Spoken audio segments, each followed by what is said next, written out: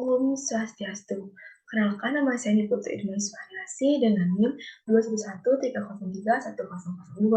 Dan di sini saya akan membahas soal OSK Kimia tahun 2019. Nah, untuk itu mari siapkan alat tulisnya lalu kita belajar bersama. Nah, langsung saja untuk soal nomor 1. Yaitu berikut ini adalah rumus struktur buah nidin yang terdapat dalam urin dan hasil metabolisme protein. Persen massa nitrogen dalam buah nidin adalah, nah kita tulis dulu informasi yang diketahui, yaitu seperti AR dalam masing-masing unsur dari penyusun senyawa tersebut.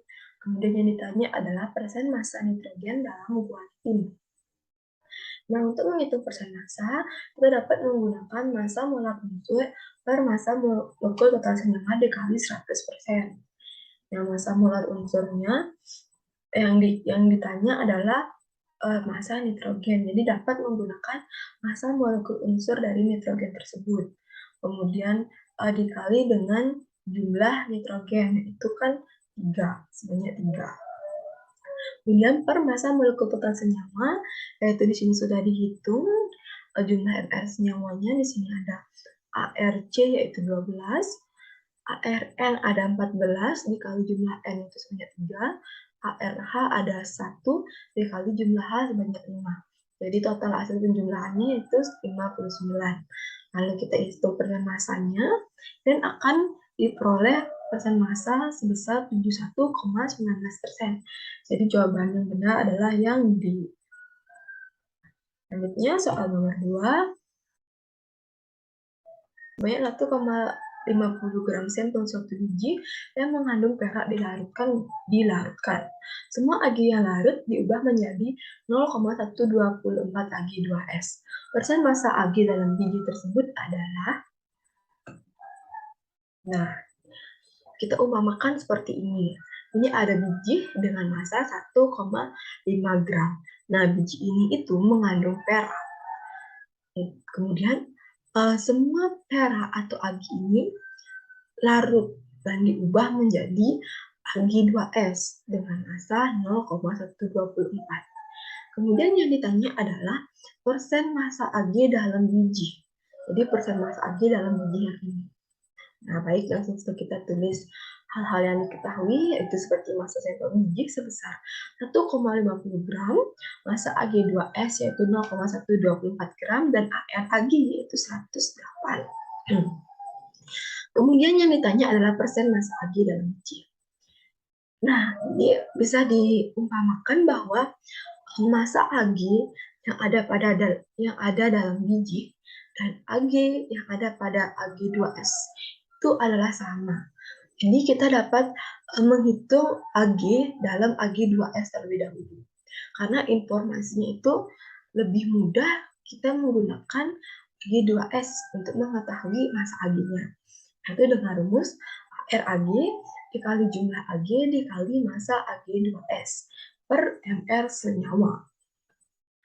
Nah, ARAG-nya yaitu 108 dikali jumlah Ag-nya yaitu ada 2 dan dikali massa Ag2S yaitu sebesar 124 per MR senyawa atau MR dari Ag2S-nya itu.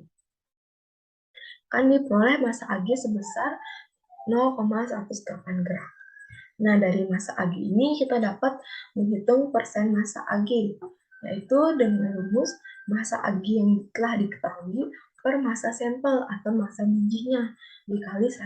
Jadi 0,108 gram per 1,50 gram dikali 100% akan diperoleh persen massa Ag sebesar 7,2%. Jadi jawabannya adalah yang C. Selanjutnya soal nomor 3. Mas kafein adalah salah satu mineral mika dengan rumus senyawa sebagai berikut. Nah, hasil analisis sejumlah sampel mas kafein menunjukkan kandungan Si sebanyak 0,42 gram. Massa sampel mas kafein yang dianalisis adalah, menjadi dalam soal itu telah diketahui massa Si dalam mas kafeinnya yaitu 0,42 gram. Nah, yang ditanya adalah massa dari mas kafein ini. Dengan mengetahui informasi yang ada, yaitu massa Si, kita dapat menghitung massa mas kafein. Jadi dengan rumus seperti ini, di mana dalam massa SI yang diketahui ini sama dengan ARSI dikali jumlah SI dikali massa maskapit per MR senyawa. Nah, kita cari MR maskapitnya dengan menjumlahkan AR dari unsur-unsurnya, dan diperoleh MR maskapit sebesar 398. Kemudian kita langsung masukkan ke rumus, yaitu massa Fi sebesar 0,42 gram, sama dengan ARSI yaitu 28, jumlah Si yaitu ada 3, dan massa maskapit, di mana ini yang akan kita cari, kita umpamakan seperti X. Kemudian M per MR senyawa, yaitu 398. Kemudian kita hitung, jadi kita akan memperoleh X sebesar 1,99 gram. Jawabannya adalah yang C. Soal nomor 4.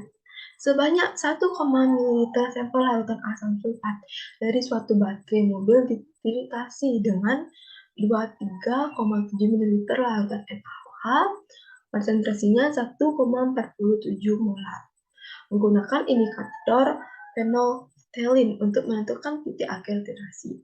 Konsentrasi dalam suatu molaritas sampel asam sulfat tersebut adalah, nah untuk soal nomor 4 ini kita dapat menggunakan rumus penetralan. Jadi rumus penetralan itu M1 kali M1 dikali A sama dengan M2 dikali P2 dikali P. M1-nya yaitu konsentrasi 1 atau konsentrasi A2SO4 adalah yang akan kita cari.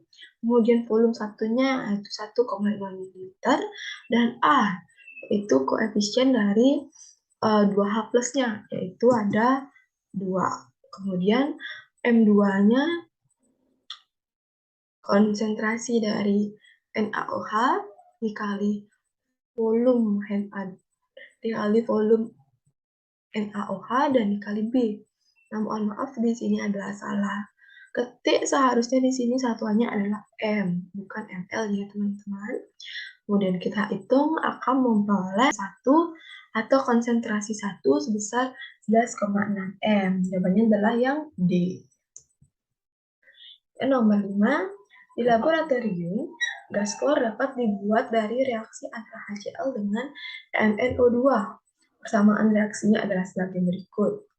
Bila reaksi berlangsung sempurna, massa larutan HCl pekat 36% berat yang diperlukan untuk menghasilkan Cl2 sebanyak 2,50 gram adalah, nah kita buat dulu informasi yang diketahui, yaitu massa Cl2 sebanyak 2,50 gram, dan yang ditanya adalah massa HCl pekatnya besar 36%. Nah, kita hitung dulu mol Cl2-nya, nanti baru kita hitung mol HCl dengan menggunakan perbandingan. Kenapa kita menghitung mol Cl2? Karena di soal yang diketahui adalah massa Cl2. Jadi kita memanfaatkan informasi yang ada pada soal. Kemudian kita hitung mol Cl2, massa per mR, akan diperoleh mol sebesar ini. Kemudian mol HCl kita hitung dengan koefisien, yaitu koefisien HCl per koefisien Cl2 dikali mol Cl2. Akan diperoleh hasil mol 0,1409 mol, 0,8 mol. Dan kita hitung massa HCl-nya, yaitu mol dikali mR. Dan diperoleh massa HCl yaitu 5,1392 gram. Nah, apabila teman-teman menjawab ini, maka jawaban teman-teman akan disalahkan karena di soal yang ditanya adalah massa larutan HCl pekat sebesar 36% berat.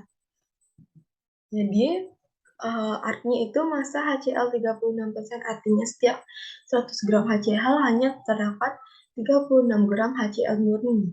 HCl murninya itu adalah ini.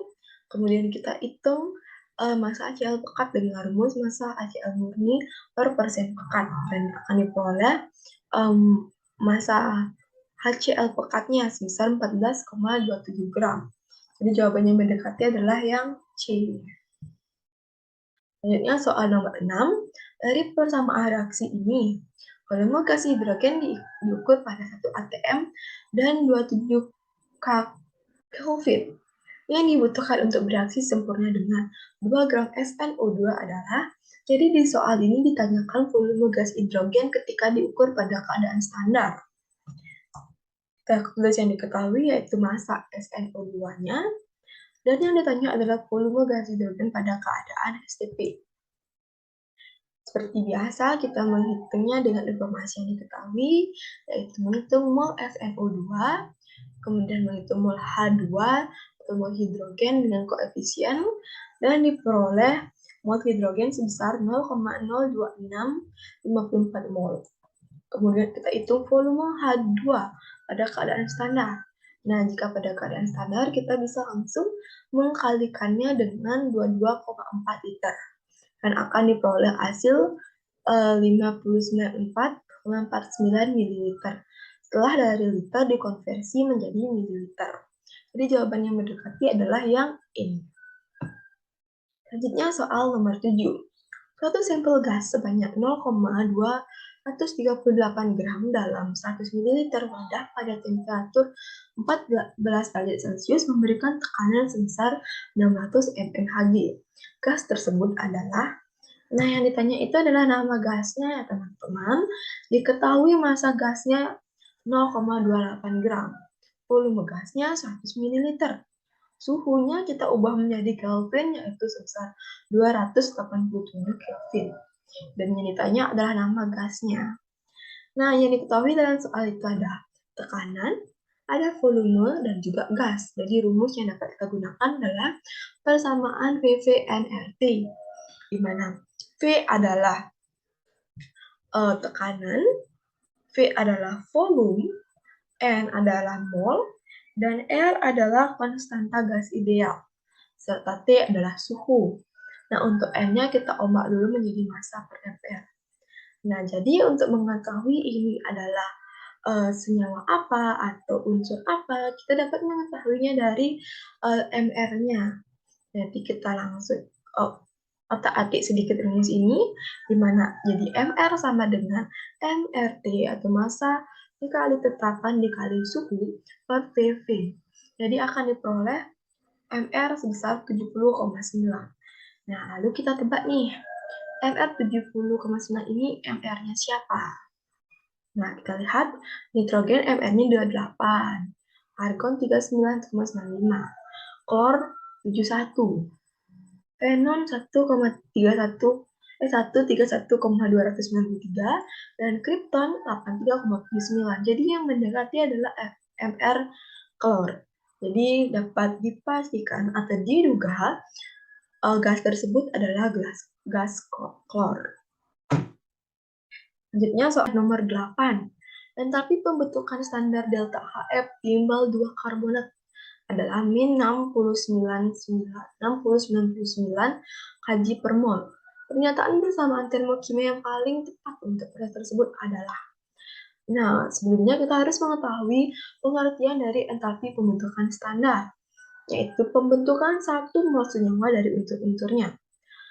Jadi senyawa PbCO3, mohon maaf ini harusnya O-nya O besar ya, bukan O kecil, itu dibentuk dari unsur Pb, unsur karbon, dan oksigen. Nah, kita lihat nih di sini. A, Pb ditambah C ditambah O2. Itu sudah benar ya, ini unsur-unsur pembentuknya, senyawa, dan ini adalah senyawa yang terbentuk. Lalu kita hitung dulu jumlah unsur yang kanan dengan unsur kiri, apakah sudah sama atau belum. Jadi Pb yang di kanan itu adalah 1, yang di kiri juga 1, benar. Pb yang kemudian C, jumlah C yang di kiri ada 1, C yang di kanan ada 1, berarti benar. Kemudian O di kiri ada 2 dan O di kanan ada 3, berarti sudah tidak setara, berarti jawaban yang A ini salah. Kemudian yang B, PB benar 1, C benar 1, dan O 3/2. Koefisiennya 3/2, O2, jadi benar ini ya, jumlah O2-nya itu 3. Jadi 3/2, O2 nanti 2-nya ini sama-sama dicoret, dan jumlah unsur O-nya itu 3. Benar. Jadi jawabannya benar adalah yang B. Selanjutnya soal nomor 9. Perhatikan persamaan termokimia berikut. Di antara pernyataan berikut yang tidak benar mengenai persamaan ritme kimia di atas adalah, nah, yang nomor A ini benar. Bila persamaan tersebut dibalik, nilai delta H-nya adalah plus 92,4 kJ. Ini benar.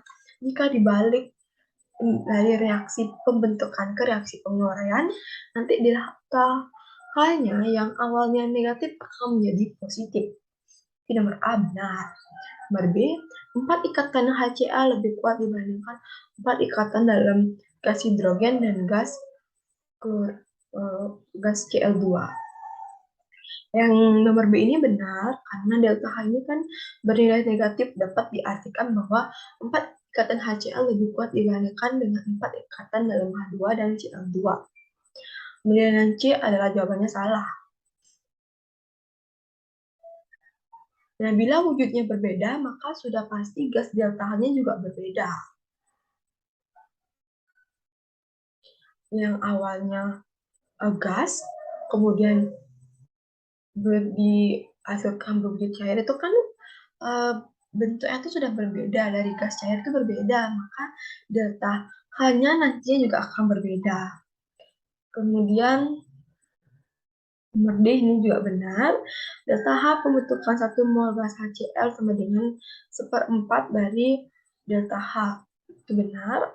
Yang ini nomor E juga benar. Jadi jawaban untuk soal nomor 9 yang merupakan pernyataan tidak benar adalah yang C.